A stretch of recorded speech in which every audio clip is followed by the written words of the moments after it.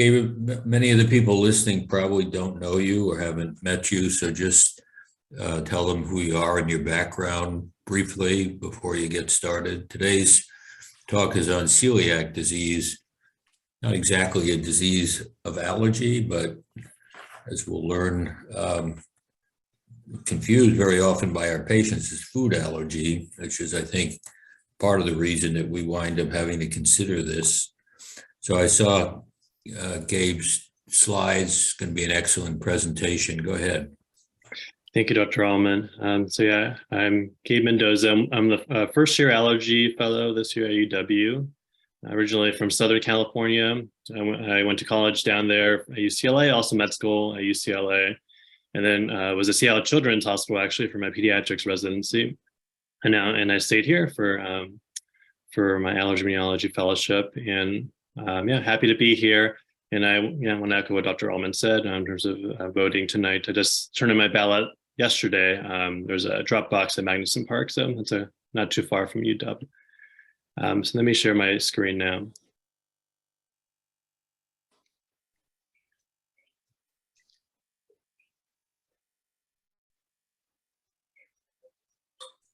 Yeah, it looks good. I see it. Perfect. Thank you, Dr. Rahman. So yeah, here I'm going to do a review of celiac disease, and so I'll get started. I have no disclosures to state. So you may have been wondering why I had a croissant image in my initial title slide. Word of the day, wings, before I forget. But my wife and I recently were able to go to Paris, actually, for our most recent vacation. So we had some very yummy croissants over there. Here on the left, I'm holding a croissant from one of the bakeries there in Paris in the near Republic neighborhood. And then my wife has a different croissant from a different bakery. We were eating, comparing, contrasting them. The one I was eating was crunchier, had like I would say, better texture. The one you're more accustomed to for croissants, the one on the right that my wife had. We tried both, but that one was softer, but it did have a good taste. It was, in some ways had a better taste, I would say, than the one I initially tried. So definitely recommend if you haven't been to France. That was my first trip to Europe. This is actually a crepe I was eating. This one's actually a crepe that they call it a Suzette crepe. They have some orange on there, orange peels, and they actually put some rum on there. So that was my first time trying that. That was pretty good. And then here I'm actually eating escargot, and then you see there's a piece of bread though. So the reason I'm showing you all this, these are all foods that contain gluten. And obviously for someone that has celiac disease, they need to avoid all these foods, and there are some gluten alternative. I didn't try gluten-free pastries at Paris, but I looked it up. There are some options. Just showing some more photos from Paris in case y'all wanted to see. I'm there in front of the Paris Eiffel Tower, the Notre Dame Cathedral, and then the Louvre Museum. All right, so now that you didn't come here to see my vacation photos, so here's the learning objectives. So at the conclusion of this presentation, attendees should be able to understand the differences between celiac disease, non-celiac gluten sensitivity, and wheat allergy. Explain the pathophysiology of celiac disease, ideally to your patients. Order appropriate diagnostic screening tests for celiac disease, and know the appropriate dietary treatment for celiac disease and its challenges. So what even is gluten? So one source of gluten is wheat, and as I will talk a little bit later, there are other sources. So wheat can be broken down into wheat protein. It's about 10% of what would be in dry flour. And within that, there's predominantly two proteins that make up gluten. What we call gluten is gliadin and glutenin. And combine, when you have water, that's what kind of makes dough, actually, and that's what gives bread its doughy texture. So wheat gluten is very elastic and gives the doughy consistency. So non-gluten options usually don't have, it's difficult for them to have that same consistency. It's believed that gliadin is the main antigen involved in celiac disease, although anti-gliadin antibodies are not particularly helpful in diagnosis, as we'll talk about later. It's actually deaminated gliadin that seems to be the main culprit, and I'll talk more about that later. Other grains have similar proteins to gliadin. Not exactly sure to pronounce these, but bosicolin and rye and hordein and barley are, we believe, cause similar pathophysiology in celiac disease for patients. So patients with celiac disease should avoid all three of these grains: wheat, rye, and barley. I'll talk about later how oats initially were thought to maybe also be a culprit, but it seems like oats are safe for most patients, and likely patients had symptoms before because oats were oftentimes contaminated with these other grains. So oats should be safe for most patients that have celiac disease. I'm going to spend a while on this table here. This is from a review from New England Journal of Medicine, breaking down celiac disease, gluten sensitivity, and wheat allergy. So in terms of the interval between exposure to gluten and onset of symptoms, for celiac disease, it's weeks to years. Gluten sensitivity, hours to days. So within that same day, patients should notice that they're having symptoms after eating gluten. And for wheat allergy, it's minute to hours.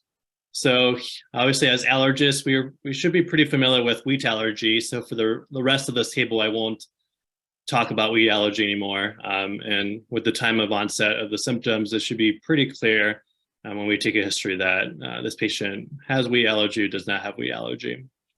But Gabriel, I don't understand weeks to years. People with celiac disease eat something with gluten and symptoms may not appear for weeks to years. Yeah, so I'll talk about later as well in terms of when we consider biopsy. So a patient, if they eat gluten, they may actually not have symptoms until 2 weeks later. They may actually not form the anti-deaminated gliadin antibodies. So if you do a screening test, we actually have found that if you do a gluten challenge, you may not find a positive result until 2 to 6 weeks after they were initially exposed to the gluten. So it seems like it's actually a delay process because some of the pathophysiology is like a delay hypersensitivity process that's occurring. So this is what the table says from New England Journal of Medicine. I was a little bit confused as well because it seems like years seems like that'd be unlikely, but it seems like there are some patients that you may not notice the symptoms years in advance. They may also be talking about certain symptoms and signs that take a while to develop, such as faltering growth in pediatric patients, weight loss, nutritional deficiencies like vitamin B12 deficiency. So I think that's where they might be talking about the years component. Okay. In terms of pathophysiology for celiac disease, it seems like for celiac disease, it's autoimmune. Both the innate and adaptive immunity is involved. I'll have a slide later on that. For gluten sensitivity, potentially the innate immune system is involved. For, in terms of HLA, there is genetic susceptibility to for celiac disease in patients that are HLA-DQ2 and HLA-DQ8 positive. In fact, seems like approximately 97%. Actually, some papers that I was looking at point to it being more like 99% or greater than 99% are positive for HLA-DQ2 and HLA-DQ8. For gluten sensitivity, it seems like approximately 50% of patients are for positive, which is a little bit higher than the general population, which is about 35 to 40%, which is what you would see with wheat allergy. For autoantibodies, they're almost always present in celiac disease. They're always absent for gluten sensitivity. In terms of enteropathy, there's almost always that symptom, symptoms related to enteropathy in celiac disease. And you could see signs of inflammation on biopsy. For fluorescence sensitivity on biopsy, you actually shouldn't see anything really. You might have a slight increase in intraepithelial lymphocyte count, which later on I'll talk about how that's something you look for in biopsy for celiac disease. In terms of symptoms, that's a little bit difficult to distinguish between actually the three of these. The three of these can have intestinal symptoms that could be similar in terms of bloating, abdominal pain. There are some symptoms that you see more characteristically with celiac disease than these other conditions. And then for complications, there oftentimes are coexisting conditions with celiac disease and with gluten sensitivity, usually not any autoimmune coexisting conditions. All right, so that was a lot on this slide, but I think this was a good summary of the three conditions. And talk a little bit more, just the one more slide on wheat allergy, because this talk won't be on that. So for wheat allergy, just quickly going through the process, you get sensitized to the wheat protein, potentially from eating a croissant. And antigen presenting cells like dendritic cells eventually present that to T cells. There's a Th2 mediated response that leads to B cells forming IgE antibodies, which eventually can bind to mast cells.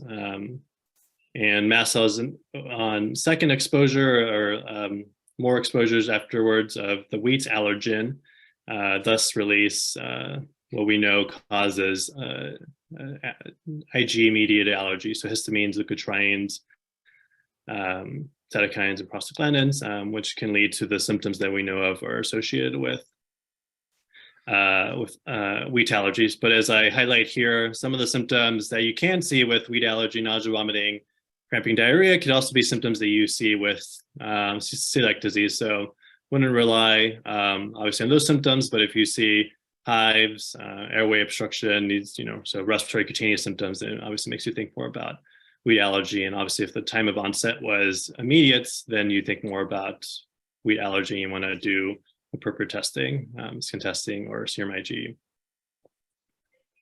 All right, so that's all I will talk about for wheat allergy for the remainder of the talk. So now focusing on celiac disease and a little bit more on gluten sensitivity. So just a quick question for everyone. What is the average age of diagnosis of patients with celiac disease in the US? I don't know if folks have any idea. Is it 5 years, 15 years, 25 years, 35 years, or 45 years? So I'll give people some time to think about what they might think for average age of diagnosis for patients with celiac disease. So it actually is 45 years, which might be surprising to some. So I think some people still have the idea this celiac disease is a disease of pediatric patients, and it certainly can be seen in pediatric patients. It was definitely tested in my pediatric boards, for example. But as I mentioned before, so a lot of symptoms of celiac disease can be delayed and can be relatively similar to other conditions and relatively mild initially. So patients could take a while to be diagnosed. So this is just a little image to remind you that it's, if you look at the Simpsons family, it's actually Marge and Homer that are more likely to be diagnosed with celiac disease than the rest of the family. Oops, let me go back. Then I had another part to that slide. All right, so looking more into the prevalence of celiac disease, here's a table from a JAMA clinical review of celiac disease back in 2017 that looks at the prevalence of celiac disease worldwide. There's a lot of countries that are obviously not included in this table. Most of them are what we consider Western countries. But as you can see here, looking at the bottom, United States prevalence is between 0.3 to 0.9 based on the studies that are out there. The mean weighted prevalence worldwide is about 1%. It seems to be that the countries that have the most, the highest prevalence are Algeria, actually. That's the Algerian flag there, so it's 5.6%. Finland, between 1 to 2.4%, and Sweden, 0.5 to 2.9%.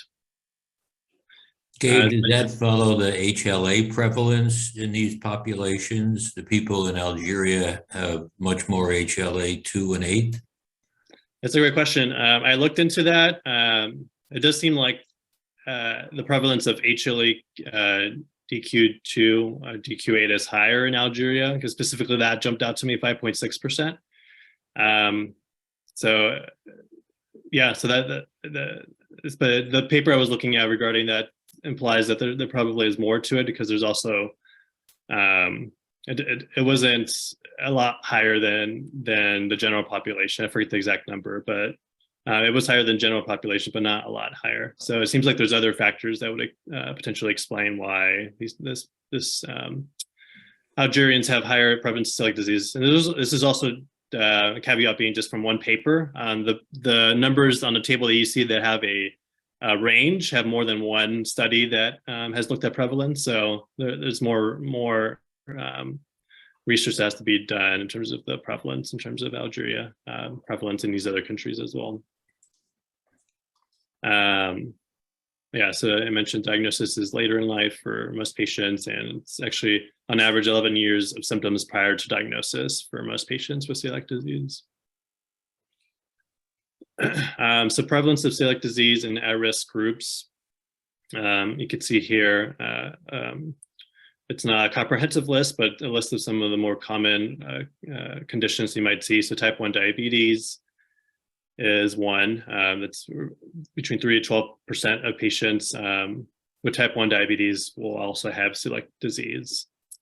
Another one I will point out is autoimmune liver disease. This is actually 13.5% of patients with autoimmune liver disease will have celiac disease as well. And then something that's pertinent for us as allergist immunologists are that, oh, sorry, I highlighted the wrong one, actually. I meant to highlight IgA deficiency, which is the one right above IgA nephropathy. So IgA deficiency, 3% of patients with IgA deficiency will have celiac disease. So that would be important to know later on as we talk about screening, because a common screening test is checking for IgA TTG. So if someone's deficient in IgA, they will be negative for that test, and you don't have to think about other screening tests. So consider routine screening of celiac disease in at-risk groups, these at-risk groups, even if they're asymptomatic. What's Williams syndrome? Williams syndrome is, if you may remember that some patients with Williams syndrome, or all patients with Williams syndrome, have the cocktail party personality, so they're very friendly. They sometimes have cardiac problems and can have some developmental delay. So that's what Williams syndrome is. So it's usually diagnosed as a pediatric patient.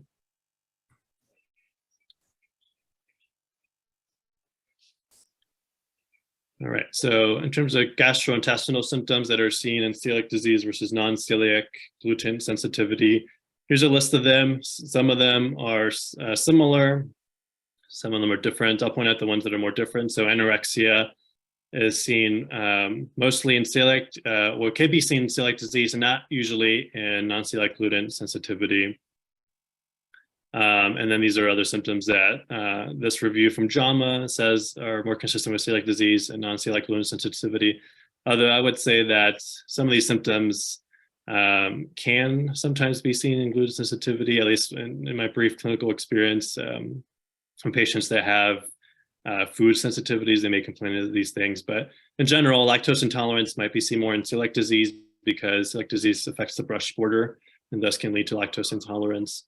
You may have more nausea, GERD, and then weight loss, definitely more seen with celiac disease than non-celiac gluten sensitivity, and then vomiting. But as you can see, these symptoms are overall non-specific, so difficult to you could see why someone could take why the average age of diagnosis is age 45, and usually why it takes over a decade for most patients with celiac disease to get diagnosed after the onset of symptoms. Looking at extraintestinal symptoms for celiac disease, there's a long list of them.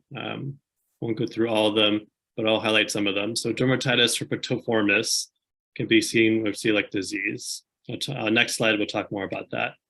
you can see elevated liver enzymes with celiac disease. And as I mentioned, autoimmune liver disease, there's a high prevalence of celiac disease in that population. So definitely consider celiac disease if you see isolated elevated liver enzymes.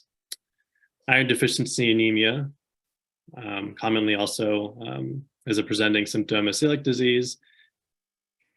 Mouth sores, something to consider. This is an autoimmune condition, and that's a symptom you sometimes see in a lot of autoimmune conditions. Osteoporosis through vitamin D deficiency is oftentimes seen in these patients with celiac disease, and in parentheses, you'll see that's 5.5%. Some of the conditions do have studies that have a more definitive prevalence for these conditions, and that's in parentheses on the table. And then the last one I will highlight, or sorry, one of the last ones, the two last ones I will highlight are ones that are seen more in pediatric patients. So short stature, that's going to be 1% of patients with celiac disease, and then dental enamel hypoplasia. Actually, a lot of times this is diagnosed by dentists and in pediatric patients, and that's something that could be seen in celiac disease. And on the right, you see an image that sort of illustrates all of these symptoms that I talked about. And then, sorry, one more I wanted to highlight, infertility, also seen in celiac disease. About 1.5% of patients can have problems with miscarriages and other problems with infertility who have celiac disease. And pancreatitis is the last one that's in this table that is seen in celiac disease, not seen in non-celiac gluten sensitivity, although that's rare in celiac disease as well. Okay, you didn't say anything about sex. Is there any sex predominance? Yeah, it's seen more in women than men. Yeah, so like a lot of autoimmune conditions. I don't have exact numbers, but it's slightly more for women than men.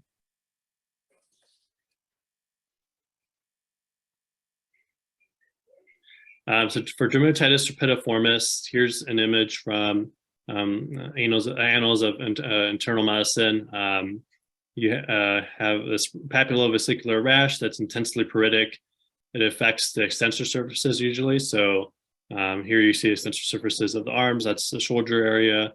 And then the buttocks area could also be involved. It's diagnosed by a perilegional biopsy, and on that biopsy, you'll see immunofluorescent detection of IgA deposits at the dermal epidermal junction. A positive test actually precludes the need for intestinal biopsy, as almost all patients with dermatitis herpetiformis will have intestinal lesions if you do biopsy. So you don't have to do intestinal biopsy. Although interestingly enough, though they may have positive intestinal biopsies, a lot of them are actually asymptomatic in terms of GI symptoms. So that was an interesting thing in terms of dermatitis herpetiformis. Now, in terms of screening tests for celiac disease, I'll spend a while on this slide. So these are the tests, your options for screening for celiac disease. The main one, the best one that is recommended by both internal medicine groups, pediatric groups, and GI groups are the IgA-TTG because it has a good sensitivity, good specificity. The only thing to note with that one is that, as I mentioned, you'll have to send a baseline total IgA level to screen for IgA deficiency, because IgA deficiency would cause a falsely negative test for celiac disease with IgA-TTG. And as we said, IgA deficiency actually is higher incidence in patients with celiac disease. So it's definitely something you have to keep in mind when you send these screening tests. Another one that is also a good screening test, or one of the better screening tests, is DGP, which is deaminated gliadine peptide, which is what I talked about earlier in terms of what's involved in the pathophysiology of celiac disease. Also has a good sensitivity and specificity. It's first-line testing for celiac disease in patients with IgA deficiency. And actually for pediatric patients as well, This test should be ordered for any pediatric patient you're considering celiac disease that's less than 2 years old, because patients that are less than 2 years old, most of them who have celiac disease are not actually positive for IgA, TTG. So you need to send IgG, GP as well for these younger patients. And these other tests, I'll quickly go through them. IgA EMA, which stands for anti-endomysial antibody, is also a good test. As you can see, it has good sensitivity and specificity. And it's second line confirmatory test for celiac disease. The issue with it is that it's still not as widely available. It's more expensive and could be hard to interpret for screening for celiac disease. And then these other screening tests are not recommended. So IgG, TTG, and IgA, DGP, they don't have as good sensitivity or specificity. All right, so now maybe you have a patient that you've seen in clinic, and maybe they have some symptoms that are consistent with celiac disease, but as we mentioned, a lot of symptoms are non-specific, so you're not sure if you should test them. So who should you test? So definitely patients that have symptoms and signs suggestive of malabsorption, you should test them. So as we talked about earlier, weight loss, faltering growth, these other symptoms that would be more concerning for celiac disease. Patients that have extraintestinal symptoms or signs for celiac disease, for which it is a treatable cause, such as anemia, the Academy of Gastroenterology recommends that you screen for these patients, or consider at least screening for these patients with the aforementioned test that I described. Patients with first-degree relative with a confirmed celiac disease, you should consider testing. Patients with elevated serum aminotransferase levels of unknown etiology should be consider testing, because as I mentioned, more than 10% of patients with autoimmune hepatitis actually are positive for liver disease. So a good idea to check for celiac disease. In general, patients with celiac disease can have elevated LFTs. And in patients with type 1 diabetes mellitus, you should consider screening for with celiac disease, even if they are asymptomatic. Now, let's say the screening tests were positive. So now you refer them to GI for endoscopy and biopsy. So this is what they might see on endoscopy. And then classic features are helpful for targeting biopsy sites. So some of the classic features are scalloping or notching of the folds, which you can see here. And then you might have some fissuring or cracking as well of the GI mucosa. The reason this could be helpful in terms of looking at these endoscopic findings is because, like I said, it can help you target your biopsy sites, and there's moderate specificity with these findings and celiac disease, but there's poor sensitivity. So even if you don't see these findings on endoscopy, biopsy is definitely required to help make the diagnosis, or like you should definitely biopsy, I should say, because you don't always see these findings on endoscopy. The disease is often patchy, and it affects predominantly the duodenum. So the gastroenterologist should take multiple biopsies at the second and third portions of the duodenum to ensure that you get a appropriate biopsy sample. And although a lot of times they still may miss the patchy portion of the celiac disease, part of the intestine that's being affected. So you have to think about repeating biopsy in the future. So now, after you've done the biopsy, what might you see on the histopath? So on the left, you'll see what's normal GI mucosa. And this figures from in the JAMA clinical review I talked about before. So you should have nice long, tall villi. You should have crypts that are not hyperplastic. And because on the right, you'll see that with celiac disease, you see villus atrophy. You can see crypt hyperplasia, and then you see inflammatory cells, which are called intraepithelial lymphocytes, which are the predominant inflammatory cell that you might see in celiac disease. So now thinking about or looking at actual histopathological images, here's healthy appearing mucosa. So once again, think about what are you going to see in biopsy, or what would a pathologist see in biopsy? So here's an abnormal biopsy sample for celiac disease. So you see partial villus atrophy on this sample. You see crypt hyperplasia. And you also will see these intraepithelial lymphocytes. All right, just gonna check quickly with time. So it looks like 30 minutes. I'm gonna try to speed through a little bit faster on these slides. In terms of pathophysiology for celiac disease, part of it seems like there is increased intestinal permeability initially with these patients. So on this figure, you'll see that if you have a gluten fragment, so gliadin, as I mentioned before, is the main peptide involved. It can bind to CXCR3, which is a receptor on these enterocytes, which leads to the release of zonulin, which is actually a protein that could bind to these GFR receptors, which leads to loosening of the tight junction and increase paracellular passage of gluten fragments. So that's how gluten can get intracellularly.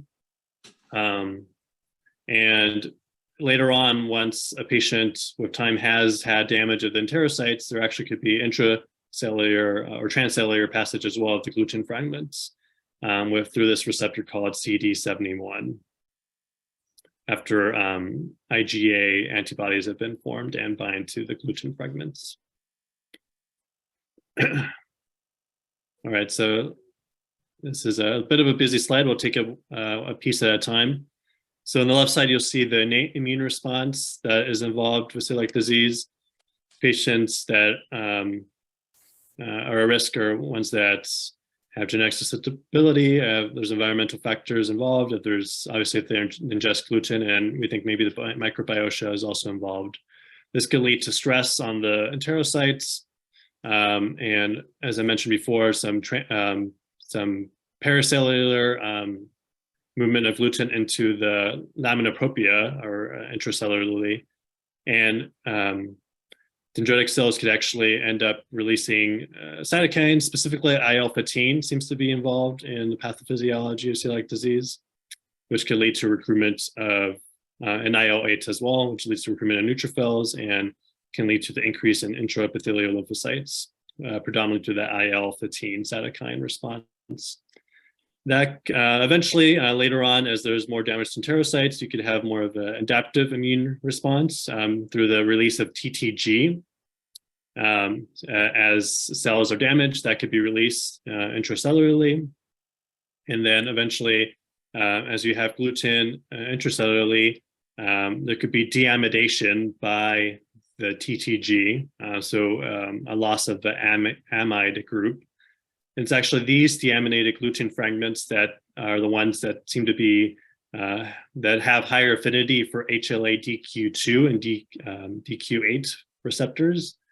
The antigen presenting cell with HLA-DQ2, DQ8 will eventually present to a CD4 helper T cell, which can lead to type 2 response, leading to B cells producing some of these antibodies that are involved in autoimmunity and celiac disease.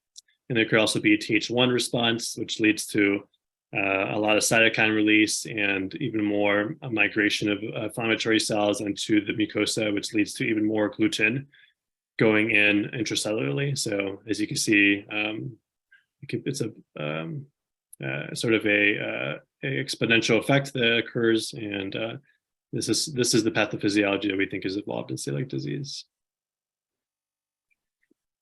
So a little bit more about the genetic susceptibility in terms of HLA-DQ2 and DQ8, and also in terms of deamidation by TTG, tissue glutaminase. Individuals with HLA-DQ2, DQ8 have higher affinity for this deaminated gliadin, which, like I mentioned, leads to this inflammation that's occurring in celiac disease. So now think about what test has the highest negative predictive value for celiac disease. So these are the choices. Is it HLA-DQ2, HLA-DQ8, IgA-TTG, IgG-DGP, IgA-EMA, IgG-GP, gliadine protein is what the GP stands for. All right, so the answer might surprise you. It's actually HLA-DQ2, HLA-DQ8 genotyping. If that's negative, it's unlikely that the patient has celiac disease. But the reason this is not a good initial screening test because it has very poor specificity. It's seen in 30 to 35% of the general population. So it's not an initial screening test, but it can be helpful, as I will talk about later, in just ruling out celiac disease after you've done the initial workup. So just a little bit more information on HLA-DQ2, DQ8. As I talked about, poor specificity, it's seen in 35 to 40% of the general population. It's not affected by the gluten diet, so that could be helpful later on patients that don't want to do a gluten challenge, or if you're not sure if the patient was actually taking gluten when the biopsy was undertaken. So what to do if serum test is positive, but the biopsy was normal? So you should double check with the pathologist to make sure that the histology was truly normal. You want to look for the features that I talked about before. You want to ask the patient to make sure they actually were, ask the patient if they were on a low gluten diet, because a low gluten diet can result in a falsely negative biopsy result. So you want to consider a repeat biopsy after a gluten challenge. And as I mentioned before, it's a mild, it's a patchy disease, celiac disease is. So it's possible that they didn't see endoscopic features, which made it difficult for them to get a good biopsy, and they may have just missed the portion that was affected for this patient. But you should also consider potential or latent celiac disease. There are patients that seem to have normal biopsy initially and later on develop celiac disease, because for a lot of patients, celiac disease actually has relatively mild symptoms initially. So, question: do you have any idea in the real world if patients actually do get biopsied? I mean, if people come with the right history, the serology is positive, they go off gluten and they get better, is that sufficient without a biopsy? The biggest reason we both the internal medicine and GI guidelines recommend biopsies because it could be hard to separate that from non-celiac gluten sensitivity. As I mentioned before, a lot of the symptoms overlap. So a patient can feel better when they're off gluten, but there are a lot of long-term negative consequences of undiagnosed celiac disease. There's a lot of comorbid autoimmune conditions. So in general, the guidelines recommend for biopsy just to make sure it's not just non-celiac gluten sensitivity that is present in the patient. And so it prevents some of these more long-term symptoms. Although it's a good point because obviously if the treatment for celiac disease is being a gluten-free diet, as it would be for non-celiac gluten sensitivity. So the treatment's the same, but as I will talk about later, it's hard to be in a strict gluten diet, and patients with celiac disease are sensitive to even minute amounts of gluten. So in general, the guidelines do recommend for biopsy.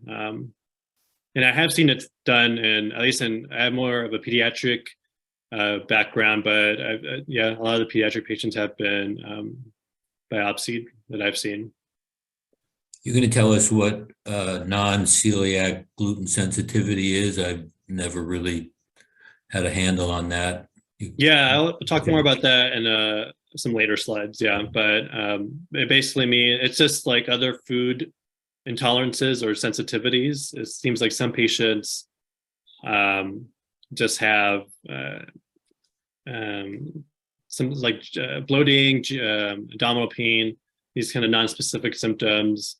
And it can be that they're having an innate immune response. Seems like at least the papers I read theorize that some of these patients may not be having the adaptive immune response present, so they don't have auto immunity, they don't have these auto antibodies, but they may have some inflammation in the gut from gluten, from some of the, as I mentioned before, you could have kind of passage of gluten intracellularly, and that could cause some inflammation, even if you don't have the auto antibodies present.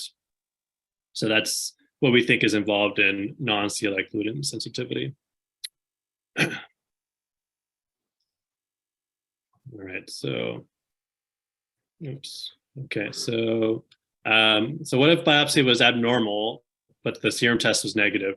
So in this case, you need to consider IgA deficiency, make sure there's a total IgA level present to rule out that IgA deficiency, and then consider alternative serologic tests, so IgG-DGP or IgA-EMA. Consider that you're dealing with a non-celiac enteropathy like IBD or other conditions. So in that case, this is where the HLA-DQ genotyping is helpful, because it could help you. If it's negative, you could essentially rule out celiac disease, and once again check in with an expert pathologist, make sure that the biopsy result actually is consistent with celiac disease and not something else. All right, so talking now a little bit more about gluten sensitivity. So we may have come across, patients, and in general, there's a trend for a gluten-free diet. So in this cartoon, you'll see this person says, "I've only been gluten-free for a week, but I'm already really annoying." So it's something that, I don't want to obviously place judgment on these patients, but it's something that you may just feel a little bit potentially of that feeling that's described in this cartoon. With some patients that saying that they have symptoms of gluten, but you've done, let's say, the workup for celiac disease, and it's been negative. So you may think, it's not a real thing that they have, but they can have this non-celiac gluten sensitivity is occurring, and it seems like it is a real phenomenon. So definitely keep that in mind, differential. And just thinking about our patients with celiac disease, this trend with gluten-free diet has been pretty common. And this cartoon says the chef will accommodate gluten-free requests, but only with a note from your doctor. And as I was looking into doing this presentation, it seems like there actually are some patient stories with celiac disease where this actually has happened to them. They have to kind of almost essentially prove that they do have celiac disease, because it's so common now for patients to kind of ask for a gluten-free diet when they're eating out. And just another cartoon that I just thought was a little bit funny here, in terms of these birds favoring the gluten-free bread. So what do you do if your patient, let's say they said they feel better on a gluten-free diet, and they're already gluten-free diets, and obviously some of the tests that we want to do won't be positive if they're in a gluten-free diet, specifically the IgA, TGG, and the biopsy results. So as I was mentioning before, you want to express the importance of distinguishing between celiac disease and non-celiac gluten sensitivity, because celiac disease can have a lot more severe symptoms later on, and there's autoimmune conditions that are associated with it. You want to ask them to do a gluten challenge if they're amenable to that. Before you do that, you could do HLA-DQ genotyping just to not have them go through that, because obviously they're going to experience symptoms if they have celiac disease or non-celiac gluten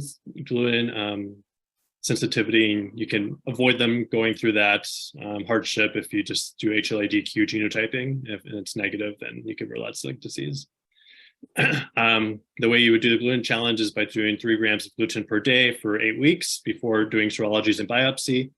And actually, it could take at least 2 weeks sometimes for serologists to be positive after gluten challenge. So if you see serologists being negative after a week of the patient being on gluten, you need to wait a bit longer before you could definitely rule out celiac disease.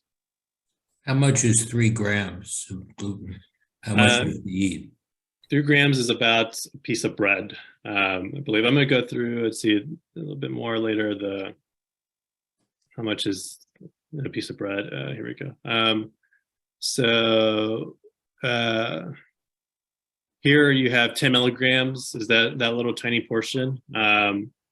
1 ounce of slice of bread would be containing about 0.57 milligrams of gluten. 1 ounce of bread is 30 milligrams, so I guess it would be a tenth of a piece of bread would be what 3 grams would be. So a tenth of a slice of bread. Let's see. Okay, so treatment for celiac disease, as we all know, is being in a gluten-free diet. You have to be strictly in a gluten-free diet, so be sure to refer patients to a registered dietitian. You have to strict avoidance of wheat, barley, and products of rye. As I mentioned, most patients should be able to tolerate pure oats. You want to screen and treat for micronutrient deficiencies, iron, folate, vitamin D, and B12, and supplement, in these patients if they have that. And then there's a good website with a lot more resources on sticking to a strict gluten-free diet. So a lot of things that we eat have gluten without, and we don't know it, so it could be a huge challenge for our patients. So be aware of soy sauce, vinegar. These oftentimes can have gluten in them. A lot of medications or supplements, the pills that they're themselves can have gluten. Toothpaste actually can have gluten, as well as lip products. A lot of processed food obviously can have it, so you have to take a look at that. And then for pediatric patients, actually, important to know that Play-Doh and modeling clay can have or has gluten in it. So you definitely need to be aware of that in these patients, that they're not ingesting that accidentally. So how much gluten is too much? So it seems that a study here, there was a double-blind placebo-controlled trial showed that it was about 50 milligrams of gluten per day for 90 days that seemed to cause symptoms in these patients. These 3 groups for 3 months were exposed to gluten. There was a placebo group, 10 milligram gluten per day group, and 50 milligrams gluten per day group.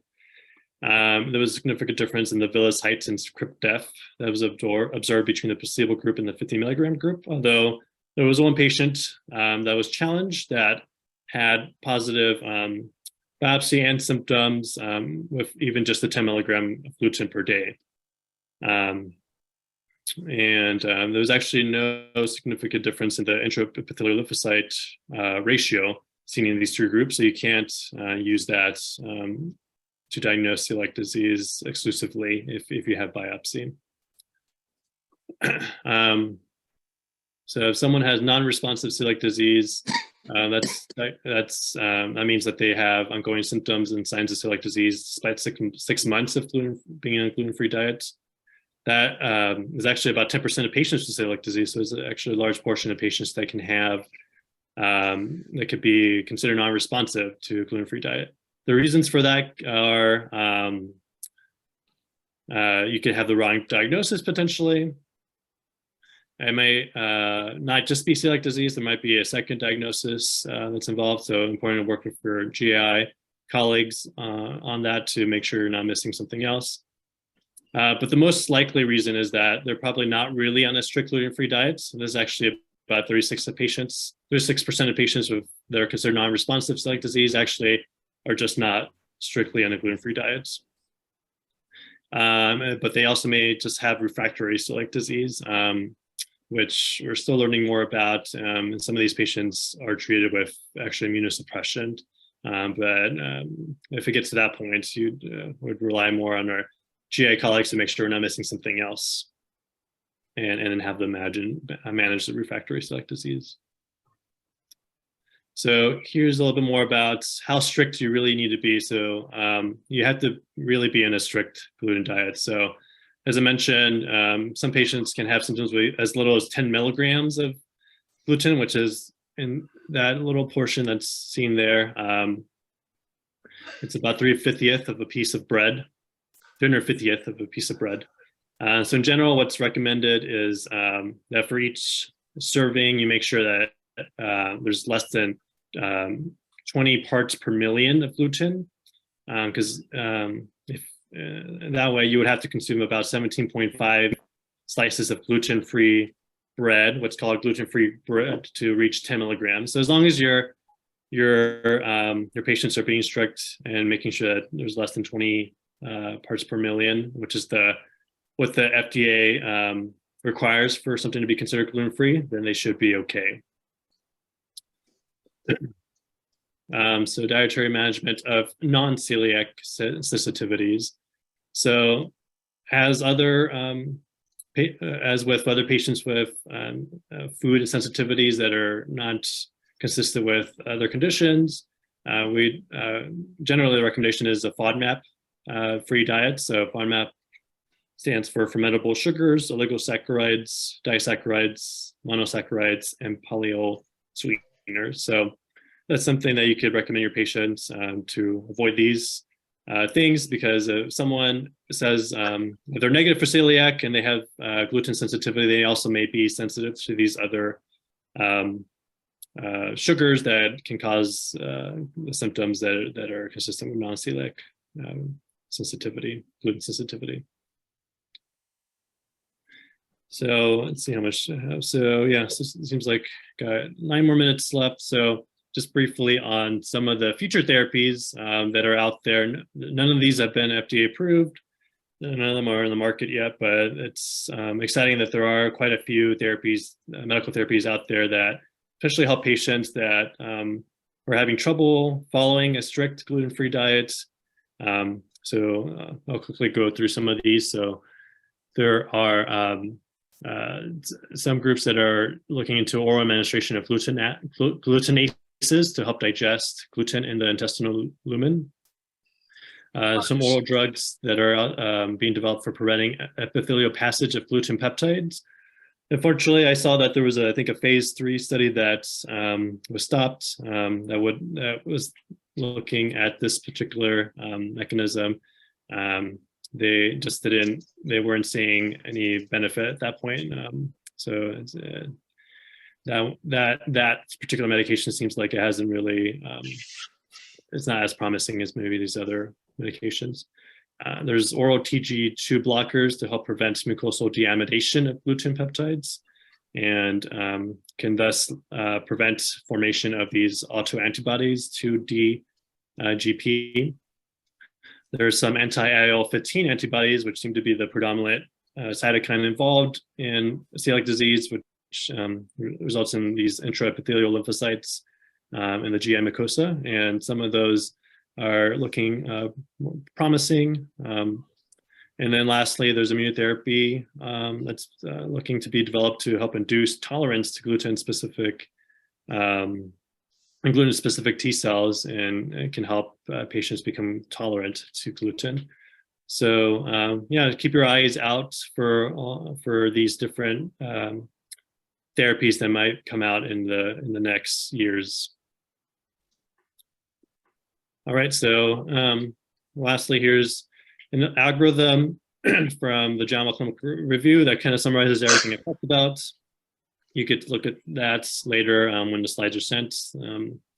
But just something that I want to point out that I would make note of. So just remember that for pediatric patients less than 2 years old, you need to also send IgG DGP.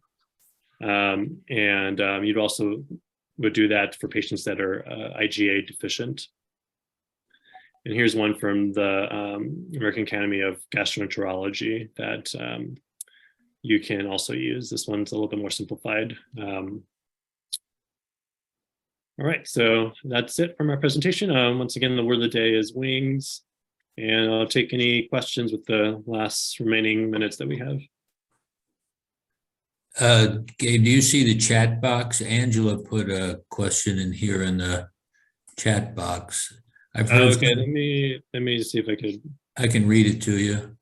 Yeah, that might be helpful. I've heard some people report that there's also a higher gluten sensitivity rate in areas that use more GMO breeds, high resilience or high yield wheat, I presume, as opposed to organic breeds that aren't cross-pollinated by other hybrid farms? Any info on that? I don't know, Andrew, if you want to speak up and clarify that question. Do you understand it, Gabe? I missed the initial question. Let me just stop sharing the screen so I could kind of look at the text. It says there's higher gluten sensitivity rate in areas that use more GMO breeds.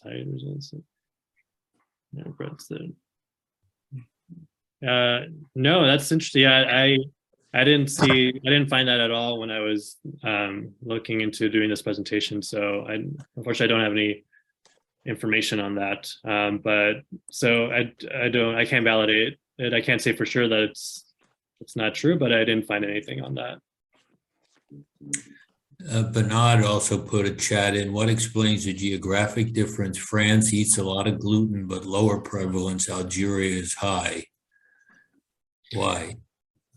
Yeah, that's really interesting. I didn't get to talk about this, but there's one theory is that there's mixed evidence on early introduction of gluten and wheat, and there's actually a recent study that showed that in pediatric patients that were introduced to gluten within 4 to 6 months, they seem to have at age 3 lower incidence of celiac disease than patients that had more delayed introduction of celiac disease. So I don't know if the French are introducing their children maybe earlier to gluten than other patients. And it's really interesting, right? Because it goes along with what we're knowing to be true now with different food allergies, especially peanut. But there's other studies that sort of show kind of contradictory evidence that maybe if you give too much gluten too early in age, that sort of can increase your chance to be sensitized to gluten and lead to more disease. So maybe there's a sweet spot where you introduce gluten early on in life, but not a large amount of it. I can't explain why that would mean maybe the French have lower incidence than Algerians, but those are some more thoughts on that. Gabe, this may seem stupid, but I'm wondering if there's any purpose in having this condition. Is this just bad luck that people who have certain HLA-D types just have bad luck and risk having this disease, or were humans created not to eat wheat, trying to tell us something, or any benefits that possibly flow from this? Yeah, yeah, that's a good question. In terms of what do you mean flow cytometry? What do you mean by flow? No, for humankind, we're being told not to eat wheat. I mean, just a philosophical stupid comment. Yeah, no, I did wonder that as I was preparing this presentation. Why is it that specifically with gluten we see a disease like celiac disease? Makes me wonder if maybe there's there's other conditions that we don't know too much about with other foods that maybe is leading to autoimmunity to some of the diseases we know. But I don't know. Yeah, I mean, obviously there's nutritional value to eating wheat, and it's around the world. It's like a grain that could be easily harvested, easily grown, easily harvested. So I wouldn't say we're better off without these grains in our life, but for whatever reason, it seems like there's certain patients that just have higher affinity to this deamidated gliadine peptide. And yeah, I can't explain. You might ask yourself, in countries where rice is the dominant grain, and very little wheat is eaten. Yeah. Do we see better health measures in some way, longer lifespan or less autoimmune disease? There does seem to be less incidence of celiac disease, like in East Asian countries, rice-heavy diet. There seems to be less incidence of celiac disease. which is interesting. So I don't know. Yeah, I don't know if, potentially could be a healthier lifestyle. Yeah. But I guess celiac disease is just one part of the picture. I don't know. There's other. Well, don't feel you have to answer the question because it wasn't a very well thought out question in the first place. It just struck my interest in a broader context of what we're being told if eating wheat. So from your reading, I always was skeptical about non-celiac gluten sensitivity, distinguishing that, frankly, from psychiatric symptoms. But from your reading of the literature, you think there is an underlying mechanism for that? I think there is. Yeah, it seems like I mentioned that some of these patients can have on biopsy they do have some intraepithelial lymphocytes that are seen, maybe a little bit higher than the general population, which is why that's a non-specific finding. You can't use that to diagnose celiac disease. So it seems like maybe the innate immune system might be involved in, because as I mentioned, even before autoimmunity is present, there has to be intracellular migration of gliadin into the cells, and then so maybe with that, there is the innate immune system could be involved, but not the adaptive immune system. So I think that's the theory, that in these patients, potentially the innate immune system is causing symptoms in patients with non-celiac gluten sensitivity, but the adaptive immune system is not involved and thus not leading to celiac disease. Okay. It seems like a real entity. Thank you for, thanks for an excellent presentation. I know you and I have to move on to board review in another Zoom. Thanks, everybody. Thanks, everyone.